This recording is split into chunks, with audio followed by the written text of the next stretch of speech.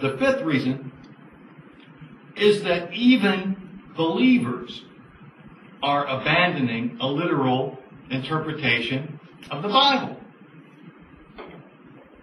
50 years ago, all the believers just assumed that the world was 6,000 years old, based upon the genealogies in Genesis chapter 11, which tell how old Adam was when he had his children, and they begat the next generation, and how old that son was when he begat his son. So you add up the generations from Adam to Noah, from Noah to Abraham, from Abraham to David.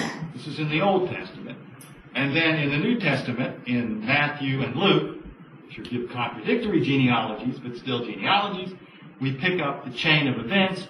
If you add these up and do it, please do it, it does equal 4004 BC as the date of creation.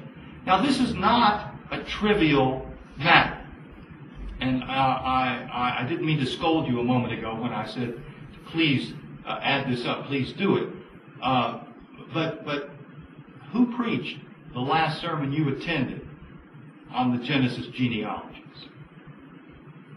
When did you hear the Genesis genealogies last mentioned in a Sunday school lesson?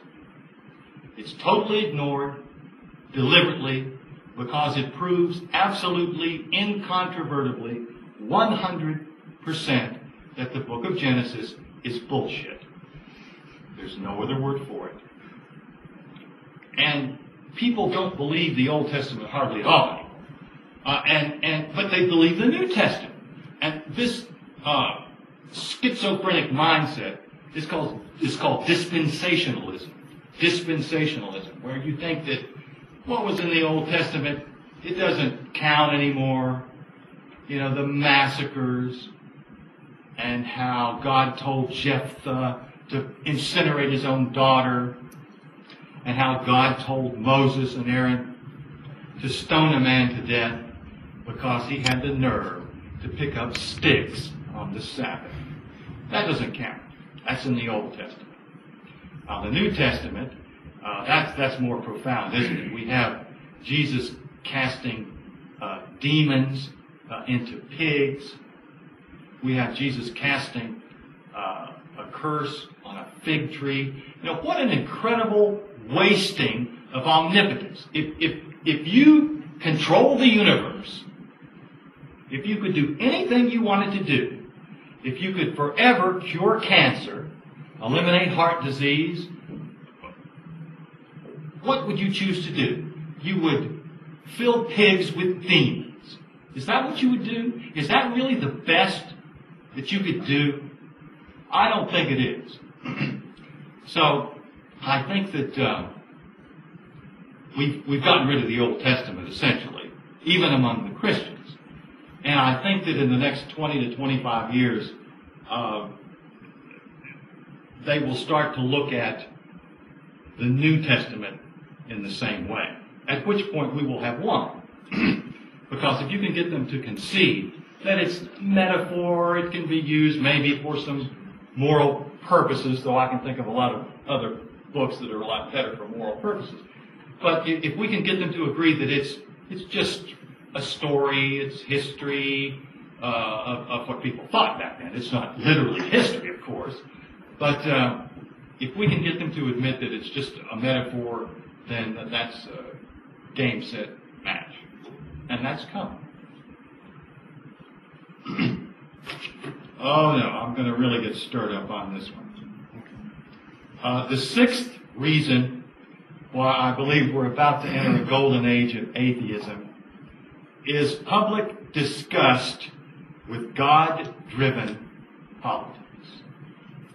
Now, we know that in the 2000 debate between Al Gore and then Governor Bush, a journalist whose name I can't remember asked, "Who is your favorite philosopher?"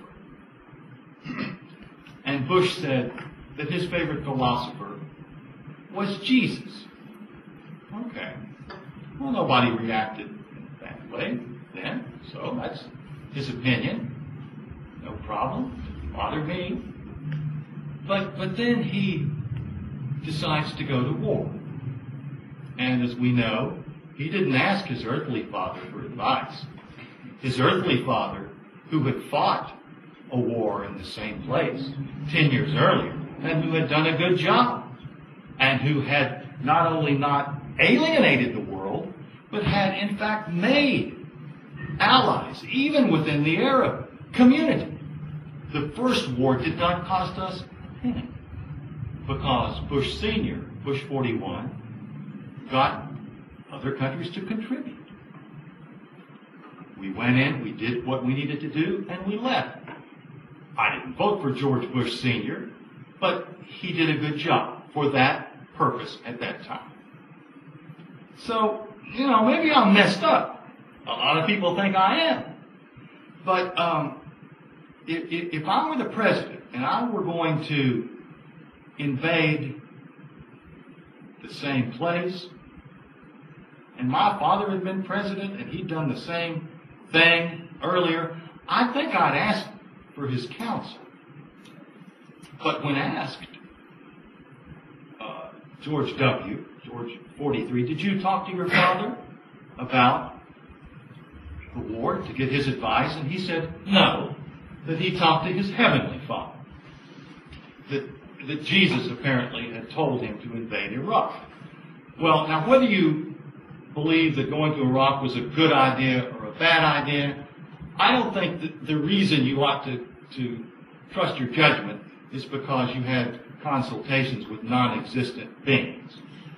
If I would say I'm going to start a war because I've just consulted with Zeus, I've been talking with the Greek god Zeus, and I've decided to start a war, they'd haul me away to the psycho ward or to the Hague for a trial for war crimes. So most people, not all, are beginning to show a real disgust with God-driven politics. And of course, the war in Iraq is not the only example of that. We have stem cell research, which is one of the most promising technologies in decades. But Bush vetoed that. That was his first and only veto thus far. And isn't that symbolic? Isn't that symbolic that the man who has Jesus as his philosopher would have his first veto on an issue of critical scientific importance? And yet we're told that science and religion work together, don't they? Yes. Pardon my sarcastic tone. I get 75 to 100 emails a day from people who claim that science and religion, they're complementary. They go together. And so I feel very strongly about that. Global warming is another issue of why people are getting disgusted, I think, with God-driven politics. The conservative Republicans don't accept global warming. And of course, they don't know. They're asked from a hole in the ground about global warming. The reason that they think it's a non-issue is because Jesus is coming back soon. And it doesn't matter if we fuck up the world, because he's coming back. He's setting up a new kingdom in Jerusalem. And, we don't have to worry about things like that. So, on behalf of people of my generation, I want to apologize to you younger college students here. I'm sorry that we destroyed the planet. I'm sorry that we ran up the debt. I'm sorry that we've started wars based on lies. I'll